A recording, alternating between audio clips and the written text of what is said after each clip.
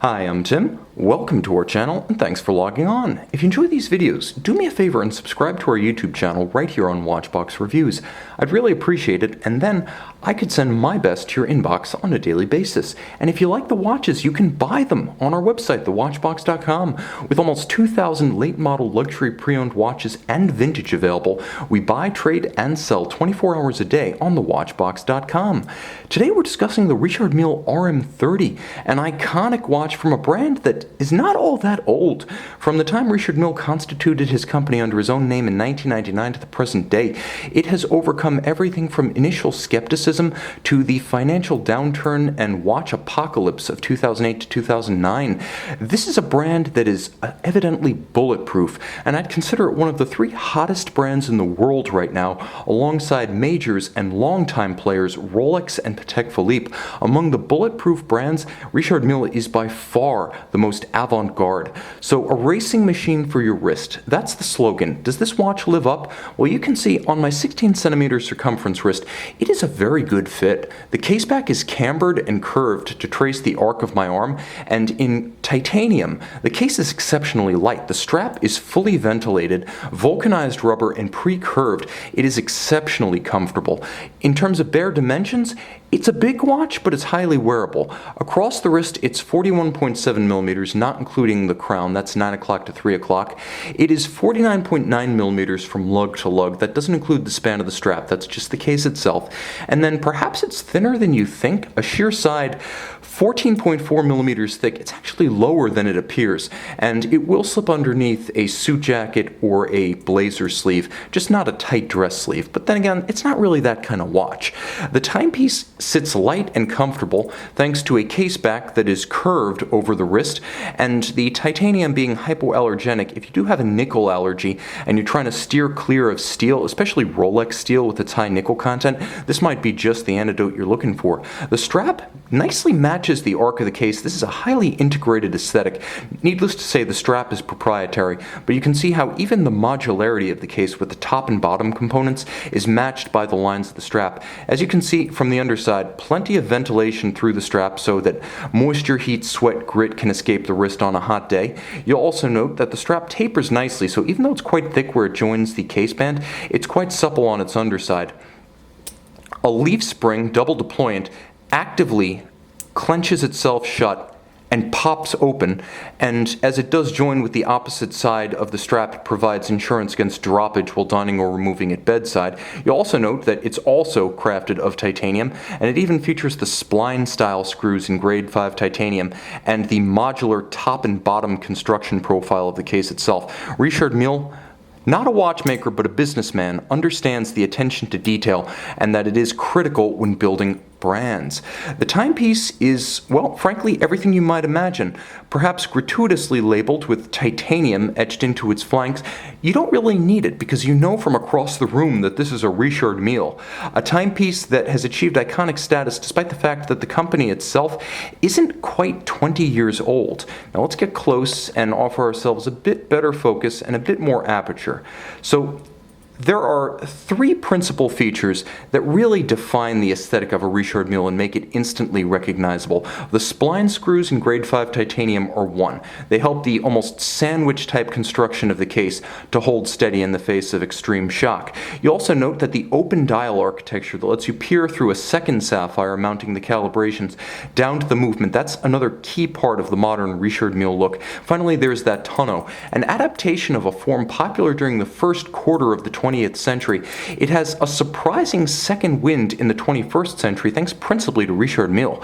Now, the timepiece does feature an extraordinary dial, and there will be a lume shot at the end. Despite the fact that you can quite easily see my fingers and my baseboard straight through the dial, it's easy to read as the contrast between the bubble-style numerals and the base is high. You'll also note that there's a lot going on. Fully luminescent with an index outboard of each of the numerals. There's also a carbon composite chapter ring that spans the flank of the case.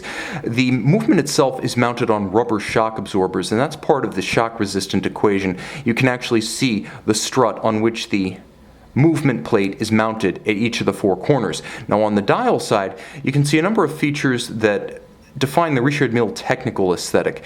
An on-off indicator lets you know when the winding system for the watch is engaged. When the watch reaches 50 hours of power reserve, it disengages its winding mechanism so that it doesn't overwind itself and it doesn't stress the mainspring barrel. Now, while the automatic watch generally has a mainspring barrel spring with a slipping mechanism built in, it's known as a bridle style. Nevertheless, that often creates a problem of dirt on the movement when an open barrel is used or a skeletonized barrel is used. To save weight, the barrel has been skeletonized, and to reduce the dirt on the movement problem, rather than letting the mainspring slip and start etching into the edge of the barrel and its lubricants, what happens is Richard Mille simply disengages the winding system before the spring starts to slip. Now, the reason the spring and the slipping mechanism is still present is because you can wind the watch up to a full power reserve of 55 hours. That's the red span of the power reserve indicator at 9 o'clock. So even after it disengages, you can continue to wind it. You just have to understand open barrel and slipping mainspring. You could shorten your service interval. Now finally, you have that power reserve just above the date window at roughly 7 o'clock, and of course the nomenclature RM30, because Richard Mille is nothing if not a showman, and it's important to advertise even after you've already made the sale. Every Richard Mille customer is also an ambassador for the brand. Now you can see the movement from the dial side, but it's arguably more interesting from the case back. One feature I'll shout out, and it's distinctive of many modern Richard Mille watches, is the use of clear pivot sapphires. So rather than synthetic rubies, for example, when you see a pivot on the dial side, it doesn't stand out as a pivot jewel because Richard Mille uses clear sapphires, synthetic sapphires, for pivots. Getting close again on the case back, let's move into focus. This is a movement that started life as a Vaucher architecture before being extensively modified by Richard Mille. Now, this is the Richard Mille RMA D1. A 55-hour power reserve, automatic winding, variable inertia rotor, free sprung, 4 Hertz movement.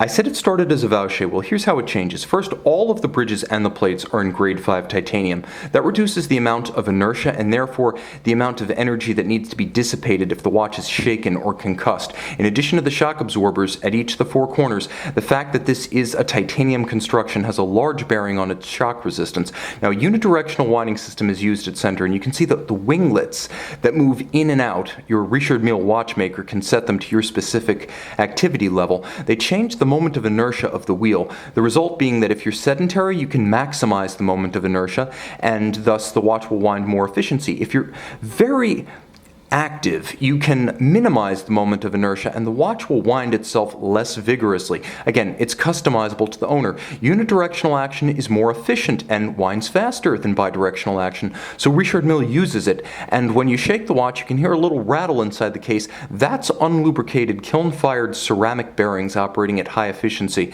You can see that the balance beating away at 28,800 vibrations per hour is a free-sprung architecture with variable inertia balance blocks that makes it both capable of taking and holding a precise regulation as well as very shock resistant, and all of this is protected to 50 meters of water resistance, so you have a watch that can be used for surface swimming. It's more shock resistant than it is water resistant. There are other Richard Milles for getting truly wet and wild with a rebreather, but it's an all-around sports watch for summer fun.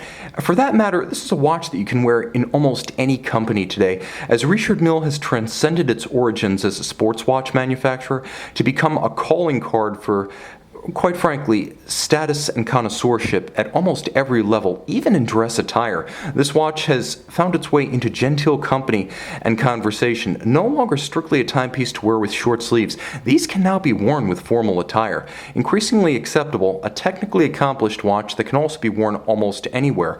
A timepiece that is very comfortable to wear, iconic in design, and produced by one of the bulletproof brands. Again, alongside Rolex and Patek, no brand has the currency that Richard Mille has today, not even F.P. Journe, an extraordinary watch from a rather interesting fellow. This truly is the racing machine for your wrist. It's one half hype and one half substance, but believe me, once it's on your wrist, you will not be disappointed. Finally, I want to talk briefly about the Grade 5 titanium crown, which is a push-down, and as you can see, it enables both the hacking or stop seconds functions of the watch, as well as the quick set function for the date. You can see this one and make it yours on our website. And we're back with the Richard Mille RM30. You can see, though the dial is beautifully open by the light of day, you can't see any of the RMAR1 caliber by night, but it is a highly legible sports watch when the sun goes down. I also appreciate the fact that Richard Mille thought to include a large swath of luminova on the seconds hand, maintaining the full functional faculties of the watch even in the dark. See it by day on our website.